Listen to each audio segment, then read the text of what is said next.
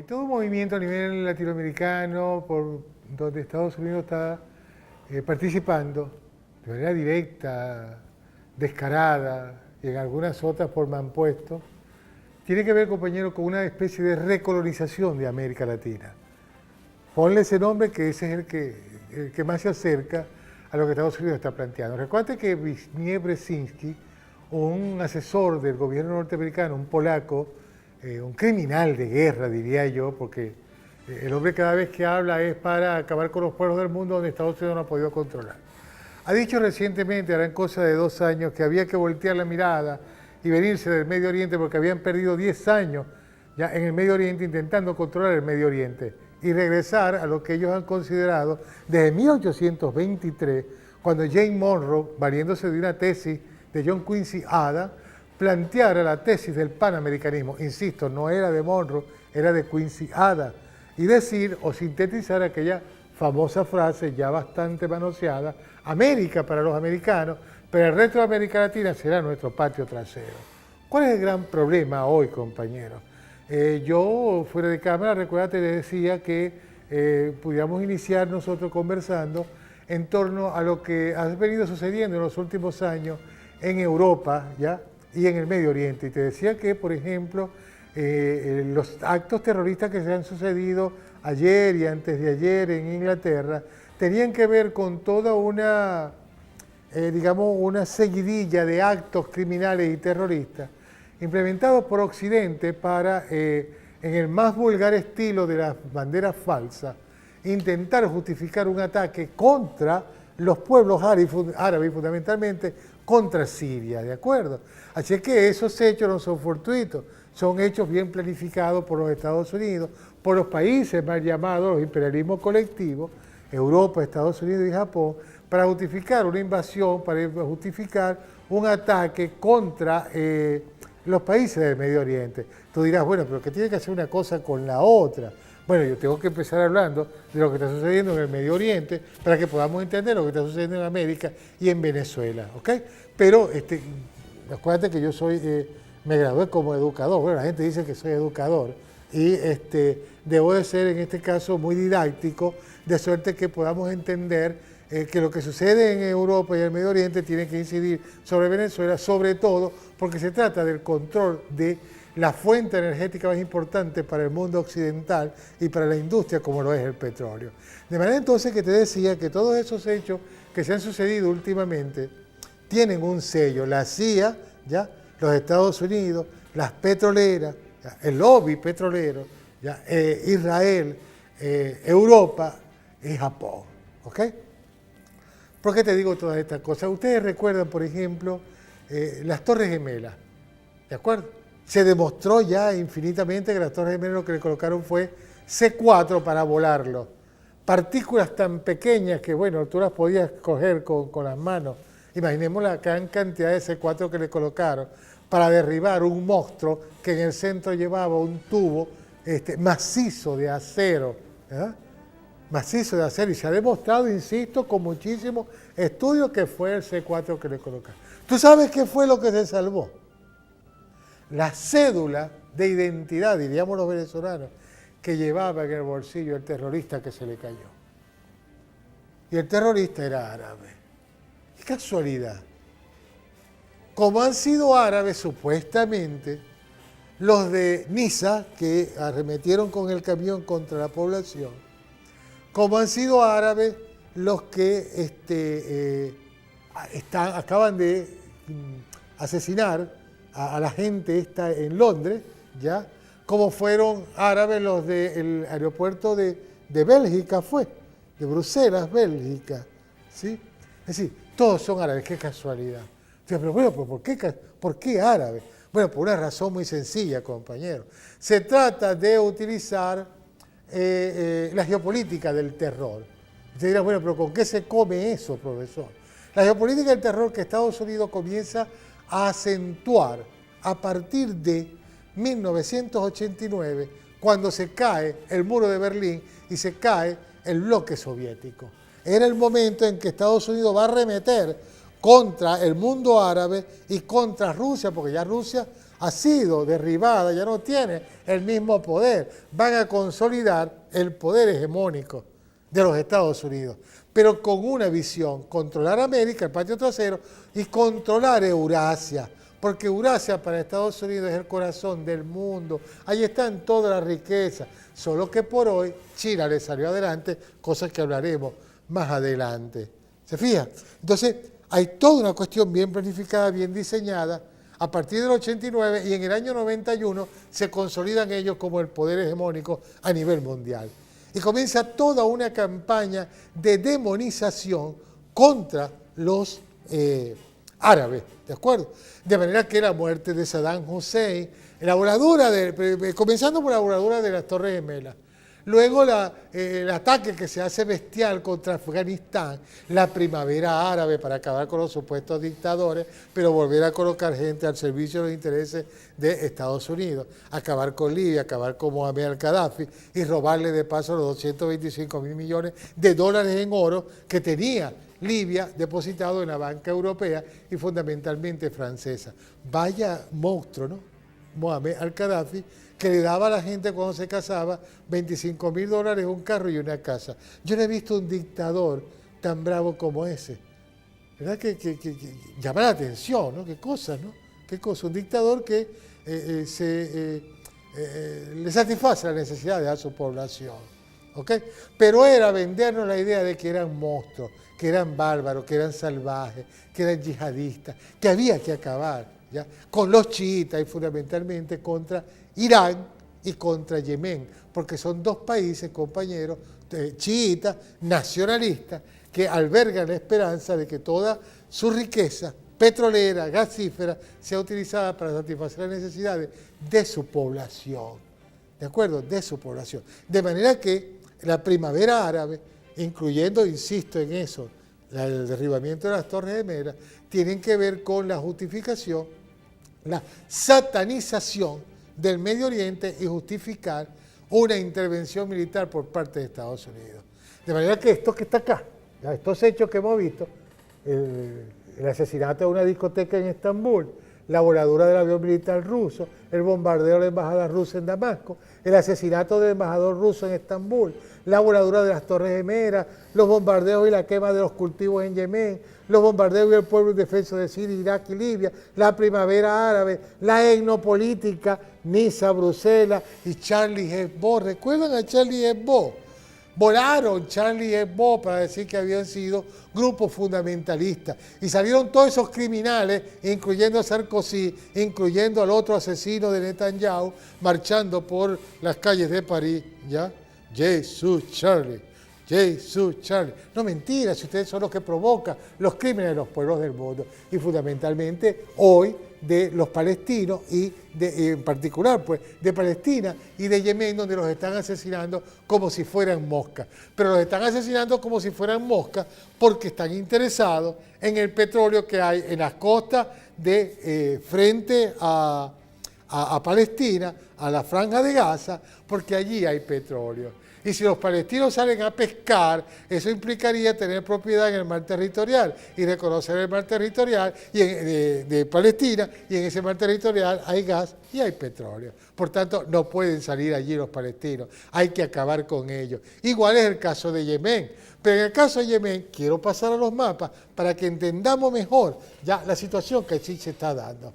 Ok. Regrésate, por favor, antes para explicar algo, si me lo permiten ustedes, por supuesto, ¿no? Dale, regrésate. Párate allí.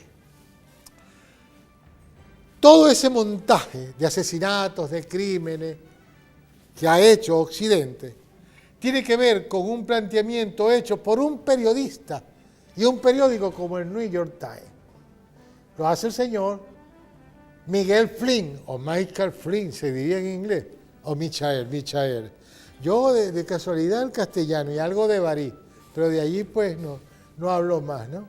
Entonces, un artículo publicado en el New York Times que habla de la creación, lo que en verdad ellos están planteando es la creación de un Sunintán. Nuestros televidentes se preguntarán qué es un Sunintán.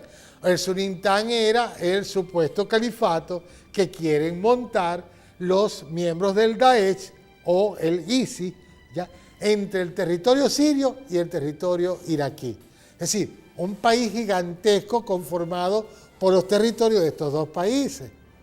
¿Ya? ¿Por qué, compañeros? Para apropiarse no solo del gas y el petróleo que tienen Irak y Siria, sino también para controlar la salida del gas que vendría desde Irak, la salida del gas que vendría desde Rusia, que iría a Europa por las costas de Siria e iría también por el norte de Siria hacia el mercado europeo y, por supuesto, para presentarle una salida expedita a todo el gas, a todo el petróleo que Estados Unidos requiere, ¿ya?, y que no tarde tantos días, porque hasta ahora tarda 45 días, ellos quieren reducir ese tramo a 20 días. Pero veamos los mapas, porque los mapas son los que nos dicen la verdad de lo que allí está sucediendo. Y eso de que Siria es un monstruo, Saddam Hussein, hay que salir de él porque es un monstruo. No, no, no. El monstruo es el petróleo. El monstruo es el petróleo. Veamos, por ejemplo, qué es lo que sucede, compañeros, en ese mundo. Aquí está un mapa mundi, ya que yo he tomado de un instrumento burgués, porque tenemos que hacerlo. Este es de Google, ¿ok? Aquí está el Golfo Pérsico. Este es Arabia Saudita, el Golfo Pérsico, el Estrecho de Hormuz en Irán, ¿ok? Bajarían luego al Océano Índico y tienen que pasar por el Estrecho de Bab el-Mandab, subir al Mar Rojo y salir acá al Canal de Suez al Mar Mediterráneo. Les estoy hablando de los buques cargados con petróleo que vienen desde Arabia Saudita, hacen todo este recorrido y lo traen hasta Europa. Es decir, este trayecto debe ser de unos 20 días de llegar a Europa, como también es un trayecto larguísimo salir desde el Golfo Pérsico, acá en Arabia Saudita, y hacer este trayecto, llegar al sur del África, subir al Atlántico para llegar a la costa norteamericana. Esa ruta, algunos teóricos, algunos estudiosos la han calculado en 45 días, que tardaría venir un buque desde Arabia Saudita, sur de África, hasta Estados Unidos. Como vemos, son dos trayectos sumamente largos, tanto para Europa como para Estados Unidos. ¿Por qué quieren salir de Bashar al-Assad? Veamos el próximo mapa. Aquí está la ruta, ¿ves? Aquí está la ruta ya calculada en kilómetros. Desde Estados Unidos hasta el sur de África son 11.000 kilómetros de distancia. Y desde el sur de África hasta el Golfo Pérsico, 7.642 kilómetros de distancia. Eso sumaría aproximadamente 18.642 kilómetros, casi 19.000 kilómetros de distancia para traer petróleo desde el Golfo Pérsico hasta Estados Unidos. ¿Ok? Si ellos logran sacar a Bashar al-Assad y traer el gas y el petróleo hasta acá a través de dos poliductos que se los voy a mostrar ahora, la distancia para Estados Unidos sería 11.175. Lo que pasa es que Rusia, China, Irán y la misma Siria han unificado criterios y están peleando para preservar los intereses del mundo árabe, pero también de los rusos y los chinos. El derecho a la autodeterminación de los pueblos. Por eso han satanizado a Bashar al-Assad. Sacar a Bashar al-Assad para sacar los dos poliductos, y sacar todo el petróleo hasta los Estados Unidos. Pero han salido con las tablas en la cabeza, porque la unidad de Rusia, China, Irán y Siria ha logrado derrotar a los miembros del Daesh y del Estado Islámico. Es tan vulgar a mi criterio, a mi juicio, me lo dice mi análisis, lo que acaba de suceder en Inglaterra, que están culpando al Daesh, al Estado Islámico, de cometer los actos criminales de Inglaterra. ¿Para qué? Para justificar, ir a buscarlos en el terreno donde se encuentra. ¿Y dónde se encuentra? En Siria. En Siria, donde han asesinado niños en instituciones preescolar, han asesinado ancianos, han volado hospitales, porque les interesa, compañeros, toda la ruta gasífera y toda la ruta petrolera. Veamos el próximo mapa. Fíjense este próximo mapa. Aquí está todo lo que es el petróleo, ¿ya? Y algunas instalaciones militares de los Estados Unidos en el Medio Oriente. Todo esto es petróleo. Bueno, ya se los dije, el Golfo Pérsico, salir por acá hasta llegar hasta el Mediterráneo. Pero fíjense ustedes, resulta que Irán, compañero, este punto que está acá, que sería el estrecho de Bab el-Mandab, perdón, el estrecho de Hormuz, y acá el estrecho de Bab el-Mandab, son controlados por los chiitas. Es decir, Yemen e Irán. ¿De acuerdo? Recordemos rápidamente que los chiitas son los que se consideran los herederos directos de Mahoma. Y los sunitas son los que se consideran los miembros que rodeaban a Mahoma, que eran sus asistentes. Y desde entonces, desde la muerte de Mahoma, en los años 600 de nuestra era, vienen disputándose por el control de la iglesia musulmana. Es decir, por el control del Islam. Ambos se consideran que son dueños, son monopolizadores de la verdad del Islam. Ahora bien, políticamente, ¿qué ha resultado de estas disputas? Que los chiitas, es decir, Irán y Yemen, se asumen como grupos nacionalistas, ¿ya?, que protegen los intereses de su pueblo, lo que quiere decir que protegen el petróleo en función de los intereses de sus connacionales. Por supuesto que eso también está enmarcado dentro del movimiento pan-árabe o pan-arabista que encarnó Gamal Abdel Nasser en los años 50, cuando se va a hablar del pan-arabismo, que van a luchar contra las transnacionales petroleras, y en el año 73 embargan a las transnacionales petroleras europeas y norteamericanas para exigir respeto por la soberanía y para exigir lo correspondiente por la explotación petrolera que históricamente estos países europeos venían realizando en estos territorios que hoy son territorios en disputa nuevamente por los Estados Unidos de Norteamérica. ¿De acuerdo? Entonces, todo el gran problema que pareciera ser de carácter religioso entre chiitas y sunitas, los sunitas por supuesto son los de Arabia Saudita, los de los países miembros de lo que se llama los Emiratos Árabes Unidos, donde está Qatar, está Kuwait, está Omán, ¿ya? No es otra cosa que la postura servil, rastrera a los intereses de Europa y los Estados Unidos. Y lo decimos con propiedad. ¿Por qué, compañeros? Porque mientras los precios del petróleo de la OPEC estuvieron en $120, Arabia Saudita vendía el petróleo a $10. ¿Cuál era la idea? Quebrar a la Organización de Países Exportadores de Petróleo y quebrar a Rusia. ¿Para qué? Para que quebrando las empresas petroleras del mundo, Estados Unidos comprara con dólares que no valen absolutamente nada, porque no tienen valor, porque no tienen soporte en oro. Que fue lo que hicieron en los años 70, cuando crearon la Agencia Internacional de Energía e hicieron que los precios del petróleo bajaran, ¿de acuerdo? Y ellos compraron las empresas petroleras del mundo, lo que están haciendo hoy. Quebraron 25 empresas en Colombia, privadas, ¿y quién las va a comprar? Los Estados Unidos.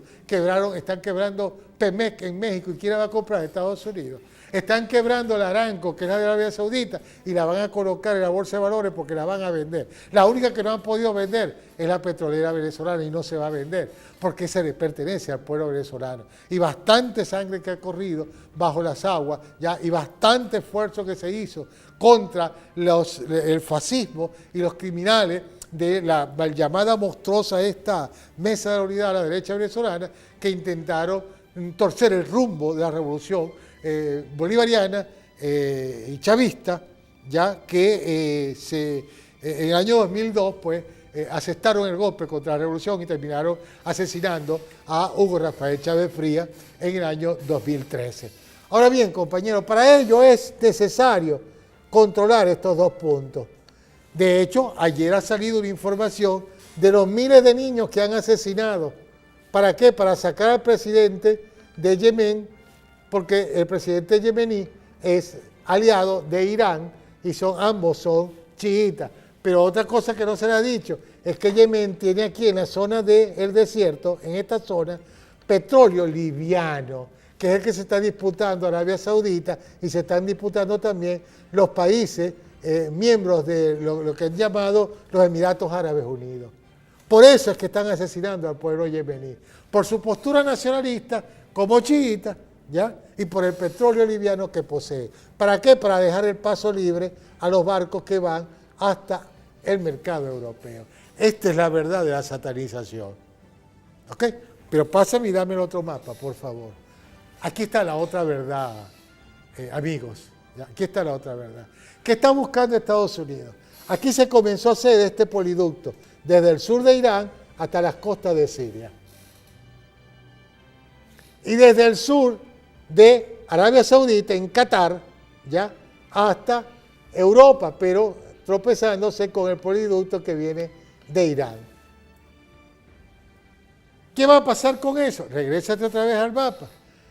El otro, allí, que ellos se van a ahorrar todo este trayecto y van a arrancar desde aquí, desde Irán, hasta el Mediterráneo, hasta el mar Mediterráneo, por la costa de Siria, y desde Qatar hasta Europa. Allí es donde está el problema con Siria, compañeros. Allí es donde está el problema en el Medio Oriente. Petróleo y gas. De suerte que estos crímenes van a ser, que lo acaba de suceder en Inglaterra, van a ser para justificar un nuevo ataque de los aliados contra Siria. Escríbanlo que eso va a ser así, porque eso es lo que han hecho en el pasado y ya lo demostramos. Ahora, dame otra vez los mapas. El próximo. ¿Cuál es el otro conflicto de los Estados Unidos?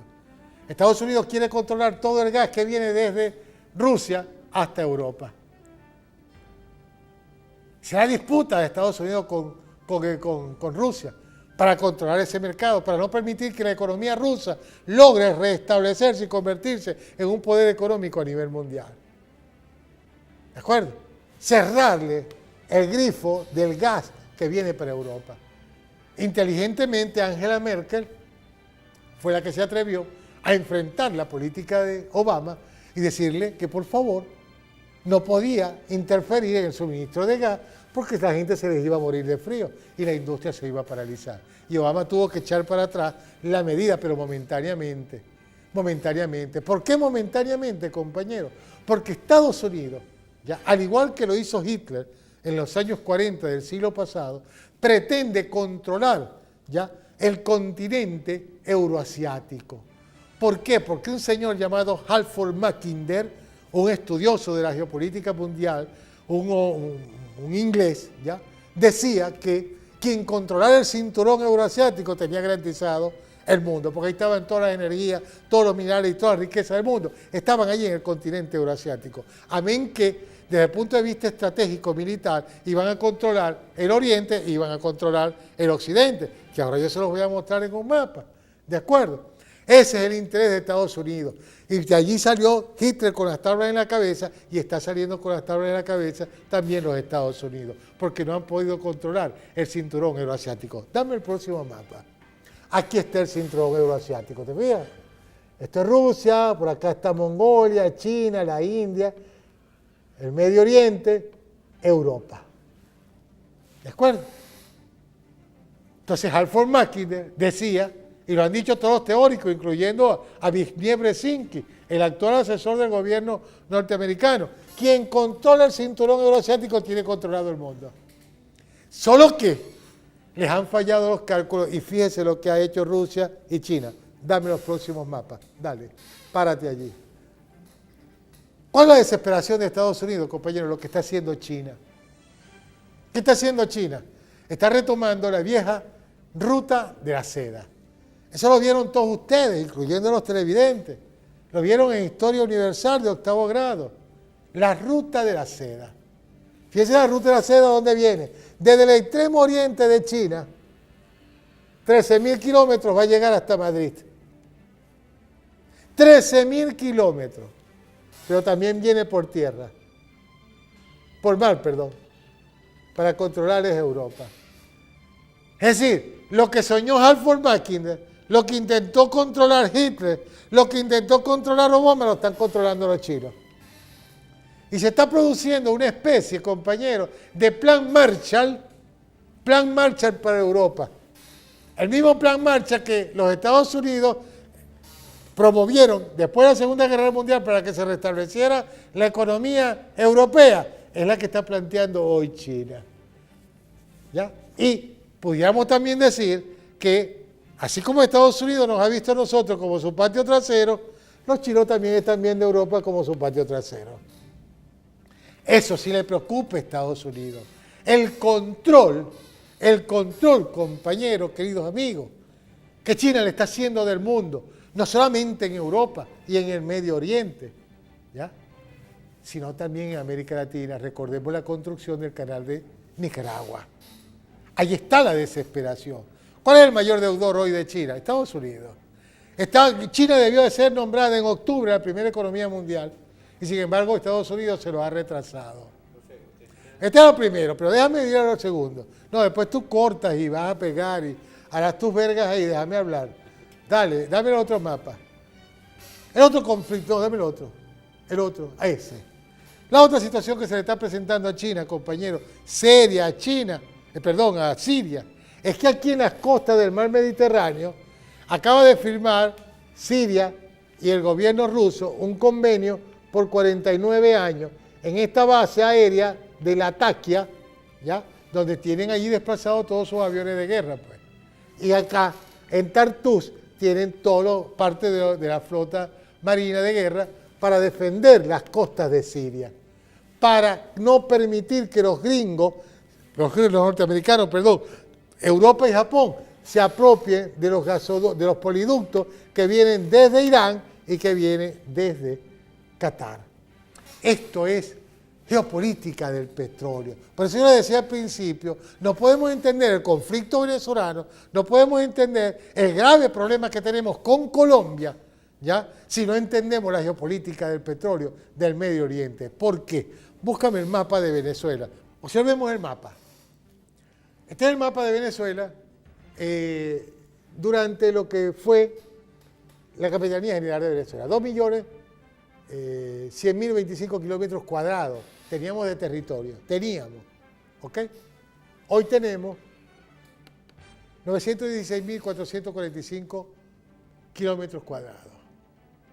¿Por qué hemos perdido territorio? En el caso concreto, colombiano. Porque desde 1543 Colombia ha venido aspirando a salir por el lago de Maracaibo por un problema de espacio vital. ¿Ok? Entendamos, espacio vital. Colombia, sin el lago de Maracaibo es imposible que pueda sacar su mercadería por el Pacífico. Tampoco por el Atlántico. El Atlántico le queda desde acá, desde esta zona donde hay petróleo que por cierto nos lo están robando por el lado del Arauca, y que un militar venezolano revolucionario acaba de denunciar qué es lo que sucede allí, cómo nos han venido violentando el espacio y nos han venido cambiando el curso del río, lo que hizo Carlos Andrés Pérez en 1976 en un sector llamado la Fuga Bayonero, con una draga de canalizaciones, personal de canalizaciones. Carlos Andrés Pérez se prestó para que Colombia dragara el río, lanzara la tierra hacia Colombia y ellos poder mover el territorio para que el petróleo liviano quedara en territorio colombiano. No obstante, hicieron un pozo bidireccional para sacar el petróleo del lado venezolano y venderlo en el extranjero como petróleo colombiano. Eso lo acaba de denunciar un militar a propósito del enfrentamiento armado que se dio la semana pasada entre el ejército venezolano y las autodefensas colombianas, que son las que vienen protegiendo ya los lugares donde existen yacimientos petroleros de las transnacionales petroleras que están instaladas en territorio colombiano. ¿Ok? Ahora bien, insisto en eso, por acá son casi 1.000 kilómetros, y por acá hay 3 formaciones montañosas, que ahorita lo vamos a ver. Lo más expedito, compañeros, lo que hicieron mientras fueron parte del Virreinato de Santa Fe. Salir por el lago de Maracaibo al mercado internacional. Insisto, desde 1543 ellos vienen abrazando esta idea, solo que en 1777, cuando se crea Venezuela, la Capitanía General de Venezuela, y Colombia, hasta allí nos llegó el amor, nos separamos, y comenzó el grave problema para Colombia. ¿Y ahora quién podrá ayudarnos? ¿Por dónde vamos a salir? Si ya Venezuela tiene su territorio definido y no podemos violentar su territorio. Sí lo han violentado. Lo han violentado tanto que fíjense con todo el territorio que se han quedado. Observemos el mapa de Venezuela y Colombia. Observemos que hay 3 formaciones montañosas que vienen en dirección sur-norte o norte-sur, como ustedes lo quieran. Esta es la cordillera occidental y el Océano Pacífico, o sea, está paralela al Océano Pacífico. Este sería el Valle del Cauca. Esta es la cordillera central, el Valle del Magdalena, y esta sería la cordillera oriental, los llanos ya orientales colombianos y el Putumayo, una zona selvática, ¿de acuerdo? Sacar petróleo de acá, desde Caño Limón hasta Coveñas, son casi 1000 kilómetros de distancia. En esos 1000 kilómetros de distancia, la guerrilla le vuelan en varios puntos el petróleo, fundamentalmente en esta zona ya del Catatumbo, ¿de acuerdo?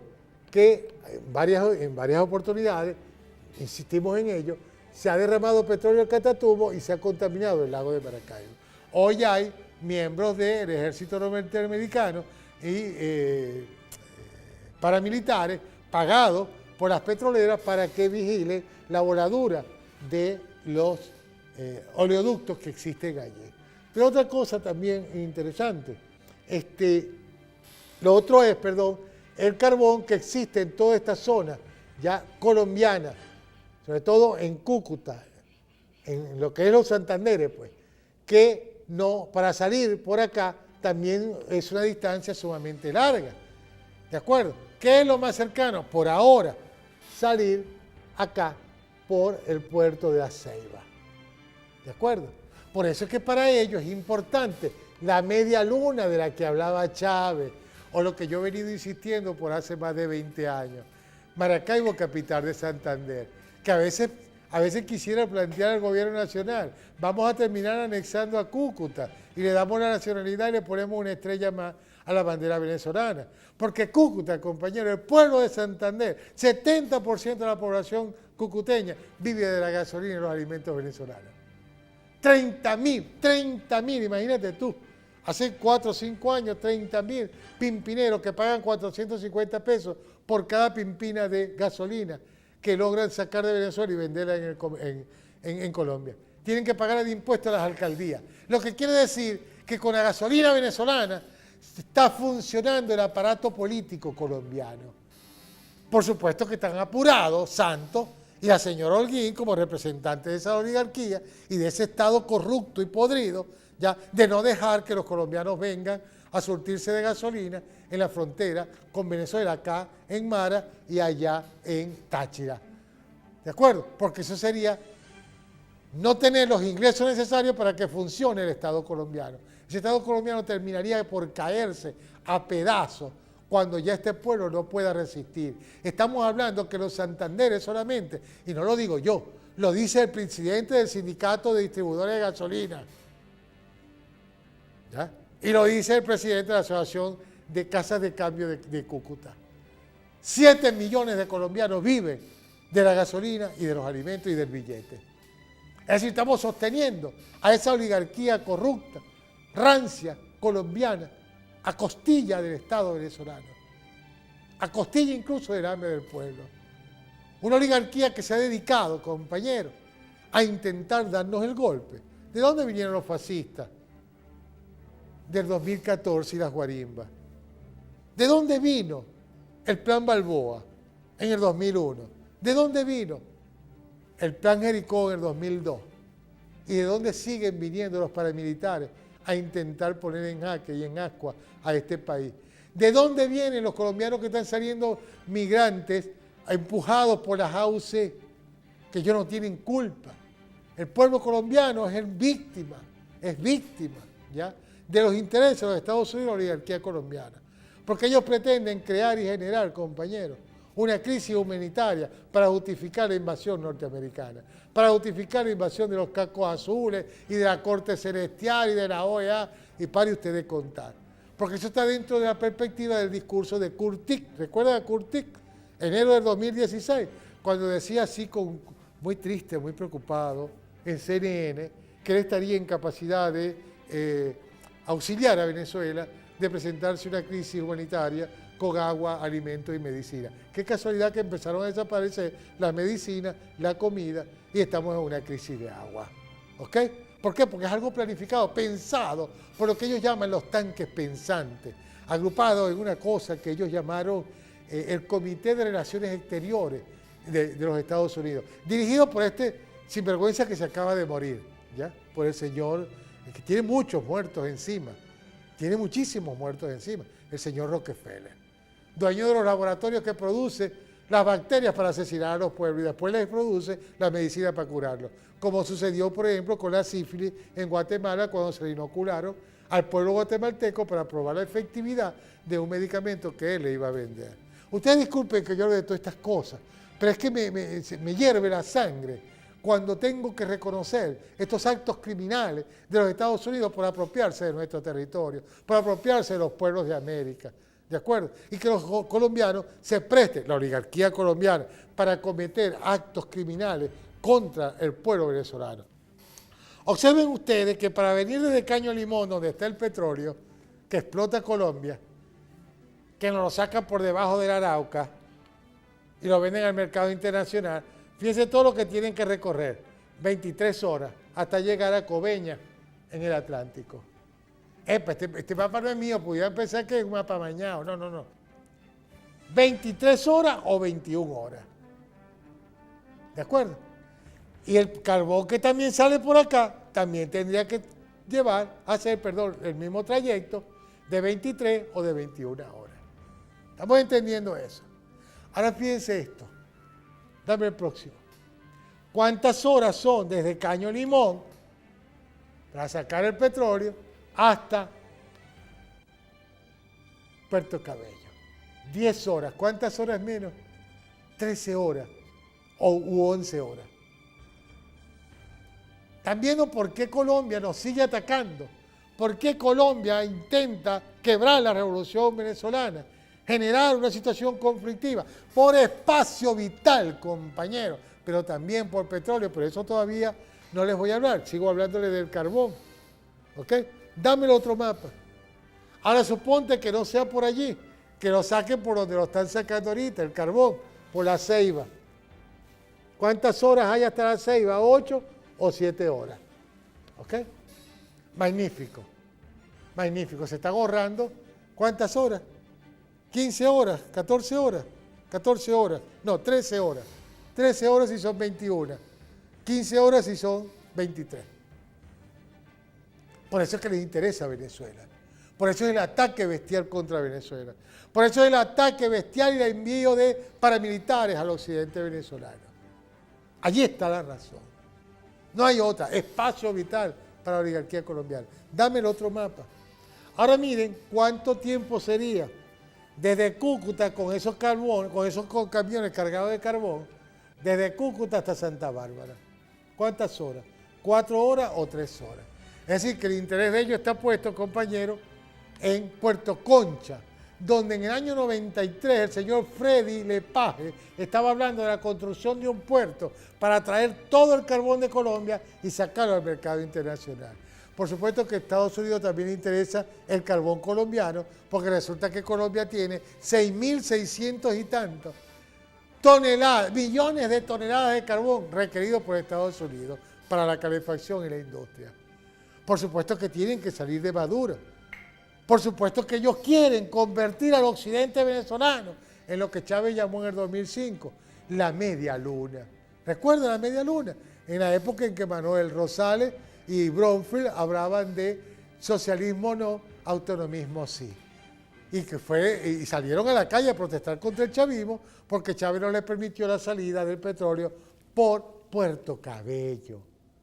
Y fue cuando Chávez amenazó que si esta gente se declaraba independiente, llamó a los militares del sur a que le metieran los tanques a la gobernación del Estado. ¿Recuerdan eso? Porque Chávez sabía que era lo que se estaba jugando, que era lo que estaba detrás de ese proyecto autonomista. ¿De acuerdo? Pero sigamos, dame el próximo mapa. El anterior. Para que observen ustedes cómo Estados Unidos ha venido preparando las condiciones para invadirnos. Estas son las 7 bases militares. Pérez Arcay dice que son 10. Yo le puedo creer a Pérez Arcay, ¿ya? Y recuerden que este concepto militarista o la militarización de Colombia nace de la idea de aquel señor llamado Paul Coverdale, ¿ya? Que habló sobre el Plan Colombia. ¿De acuerdo? Si queremos controlar Venezuela, necesario es militarizar Colombia. Y que era una propuesta enmarcada dentro del mismo sentimiento del señor Francisco de Paula Santander, cuando en el 1824, traiciona a Bolívar e invita a los Estados Unidos a participar de ese grandioso evento que sería el Congreso Anfictiónico de Panamá. porque él se sentía orgulloso y complacido que la cuna de la democracia, de la inteligencia, estuviera presente en ese evento y por supuesto fuese Colombia aceptada por los Estados Unidos. Que no tiene nada de diferencia con lo que decía Marco Fidel Suárez en 1914 y después en 1918. Mirar hacia el norte, reconocer en el norte el poder y ellos los sometidos. Se parece mucho, ¿saben a qué? A lo que acaba de decir este miserable presidente peruano, el señor Pedro Kuczynski, que dijo que había que asumir la postura del perrito, de ser dócil como los perros. Mira, me pareció una cosa tan regrotesca que me acordé de cuando le dijeron a aquel presidente, al Tacho Somoza. ¿Recuerdan ustedes? El Tacho Somoza cuando estuvo en la Casa Blanca y Roosevelt lo trató de ser un hijo de, ¿ya? Que era la misma postura que asumía Rómulo Betancourt. Pues es la misma que asumió Pastrana con el Plan Colombia, es la misma que ha asumido Uribe y es la misma que ha asumido Santos. De entrega total a los intereses de los Estados Unidos. Y de actuar, compañeros, como base militar para controlar no solo Venezuela, sino toda América. Y fundamentalmente donde existen gobiernos progresistas, o existían en el caso de Brasil y en el caso de Argentina, donde de paso le acaban de entregar la instalación de varias bases militares, incluyendo las Malvinas, que ayer, por cierto, aparece otro mapa oficial argentino sin las Malvinas.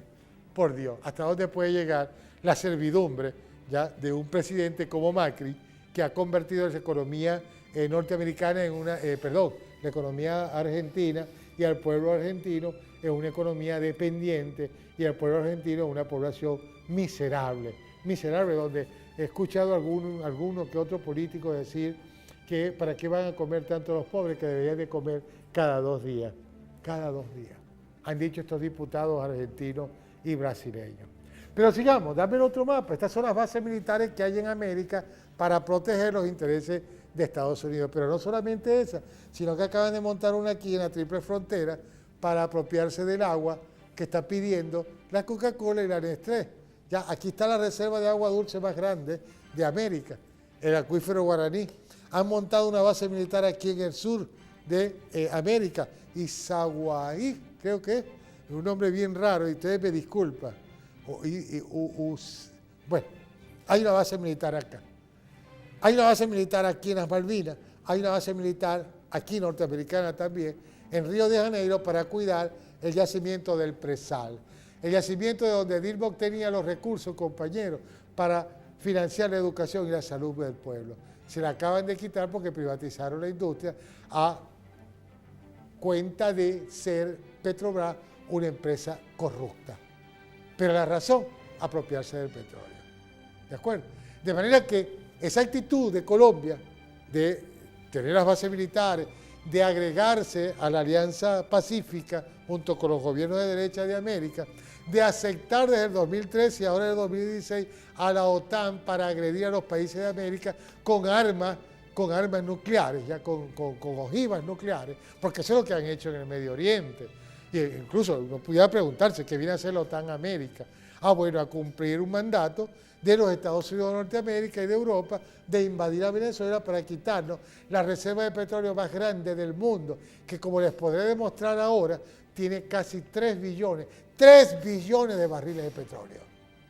Y eso es lo que se están disputando. De manera, compañeros, que no nos extraña para nada las actitudes que ha asumido últimamente Colombia contra Venezuela y los Estados Unidos. Ya insisto en ello por espacio vital. Y les dije que desde que Venezuela se creó, la Capitanía General de Venezuela, desde mucho antes, Colombia, en 1543, viene aspirando una salida por el lago.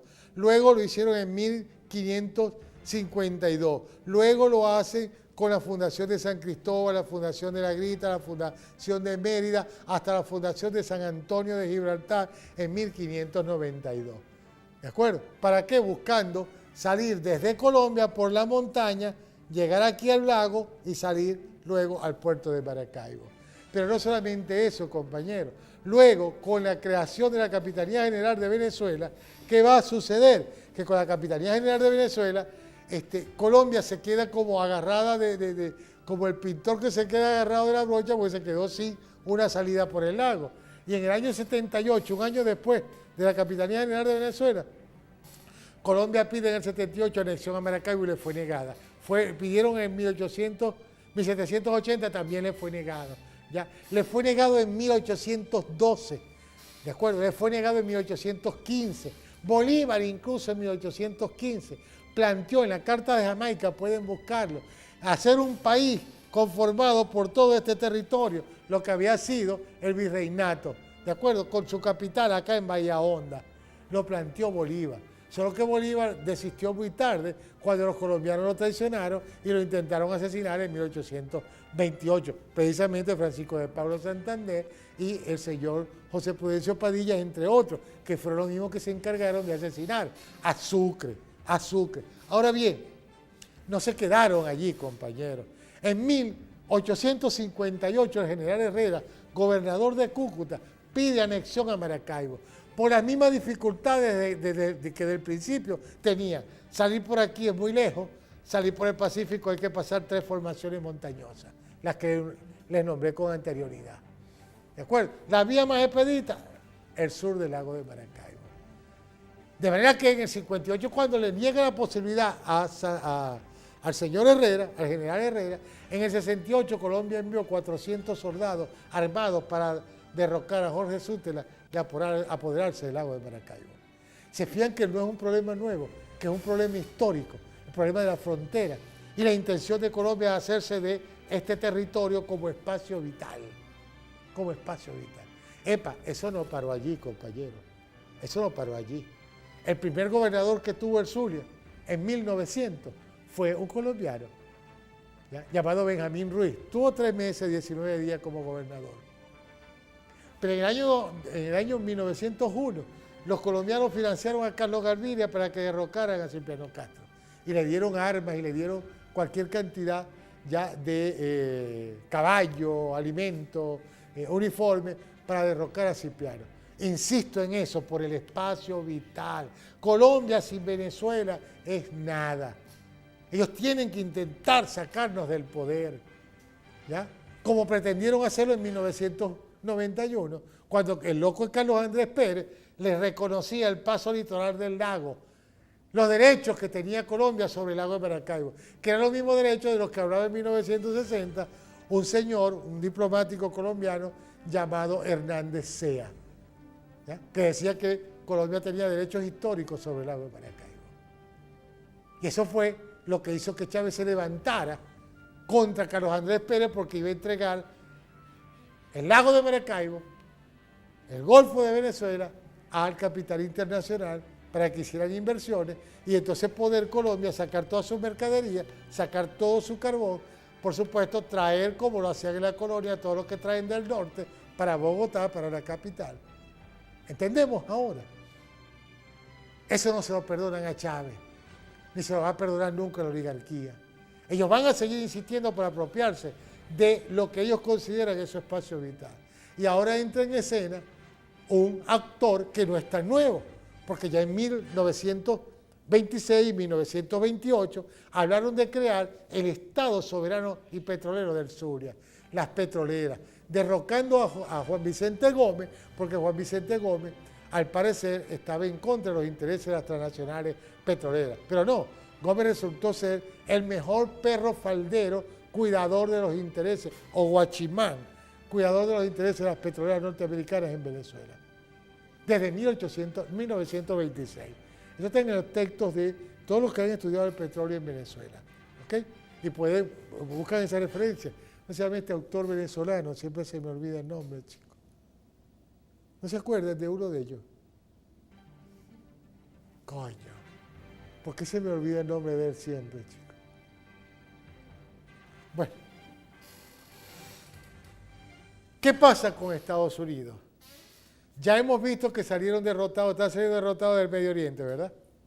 Derrotados. ¿Para dónde se vienen ahora? Ponme el primer mapa. Ok, derrotados en el Medio Oriente. ¿Qué le queda a Estados Unidos? Venezuela.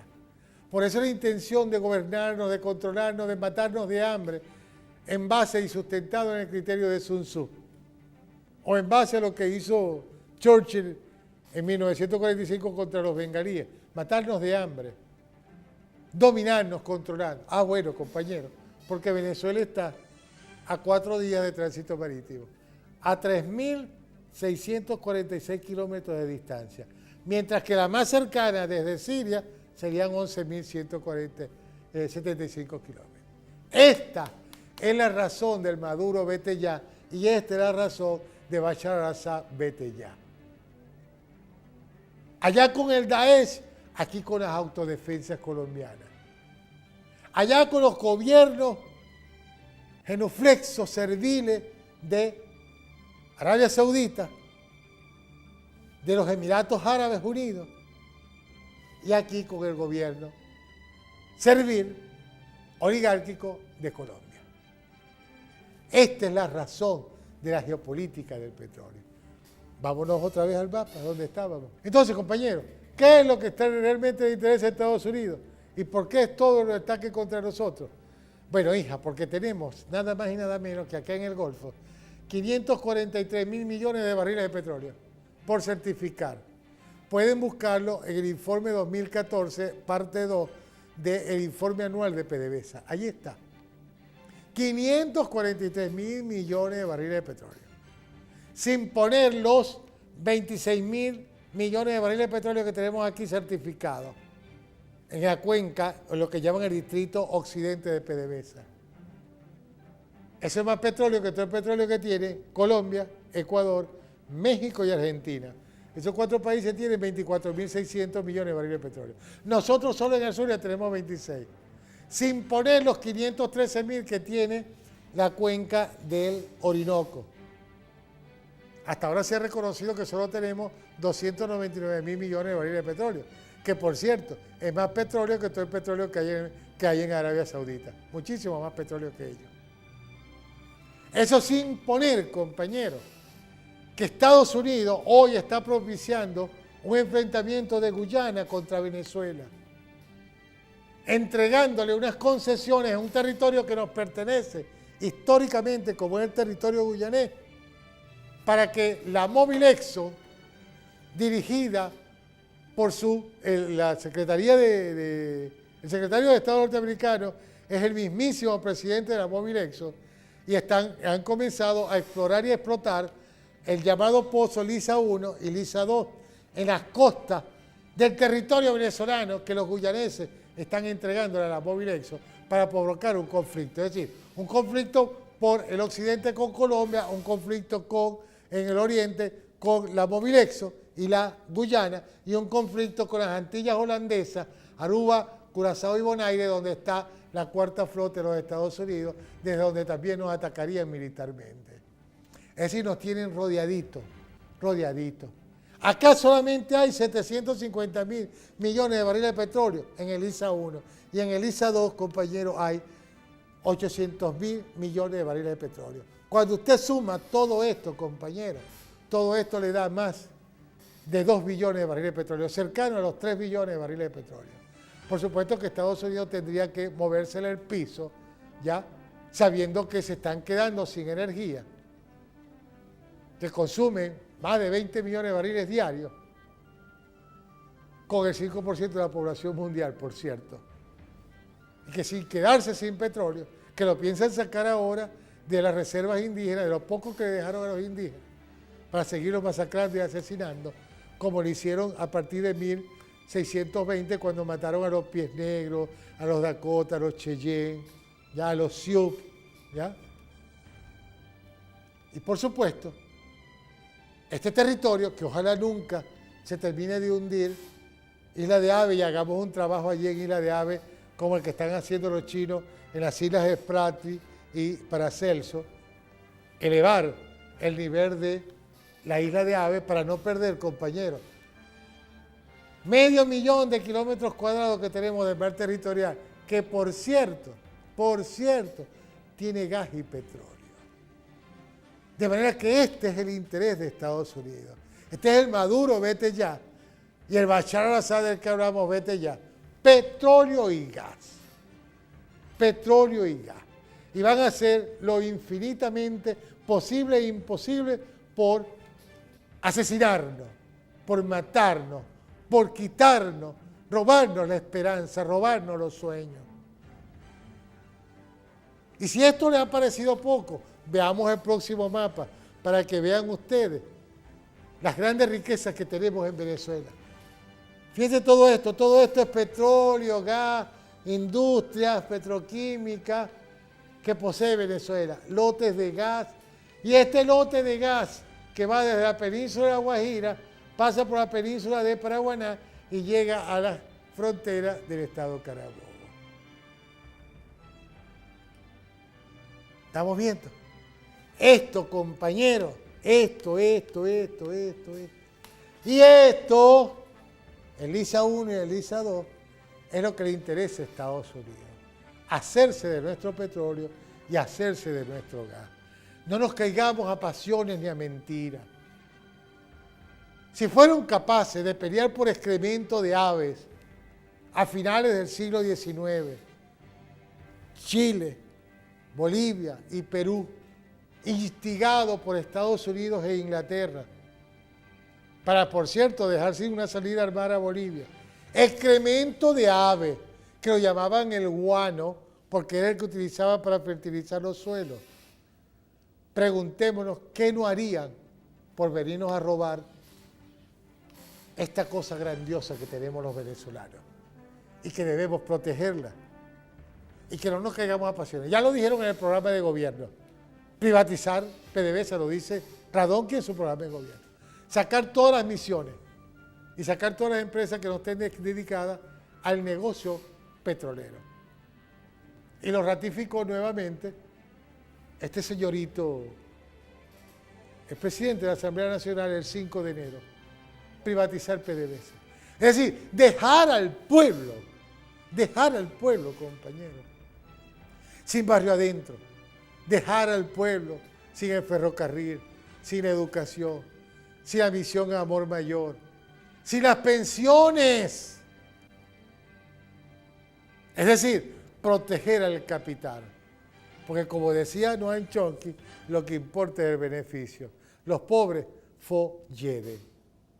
Y eso está enmarcado, querida hija, en lo que dicen estos dos grandísimos señores, por no decir otra cosa. Señor Kissinger, en el mismo momento en que está dando el golpe en Chile, con su concepto de no enviarle un tornillo a Chile, ¿ya? Haremos chillar la economía chilena, decía Nixon. Kissinger decía, controla los alimentos y controlarás la gente. Controla el petróleo y controlarás las naciones. Controla el dinero y controlarás el mundo. ¿Y qué nos están haciendo? Por petróleo para los Estados Unidos y por espacio vital, petróleo y carbón que vendría de Colombia y para Colombia. Y finalmente, lo que dijo en su oportunidad el difunto, el criminal más grande que ha tenido los Estados Unidos. Estamos al borde de una transformación global. Todo lo que necesitamos es una gran crisis y las naciones aceptarán el nuevo orden mundial. El señor David Rockefeller. Todo un poema. Insisto, no hay que caerse a pasiones. Estos no son los juegos de guerra. Esta es la guerra. Y el pueblo venezolano tiene que conocer esta verdad y prepararnos para en cualquier circunstancia defender lo que históricamente nos pertenece. El suelo y el subsuelo al que hay que defender, si es posible, hasta con la vida. Buenas tardes.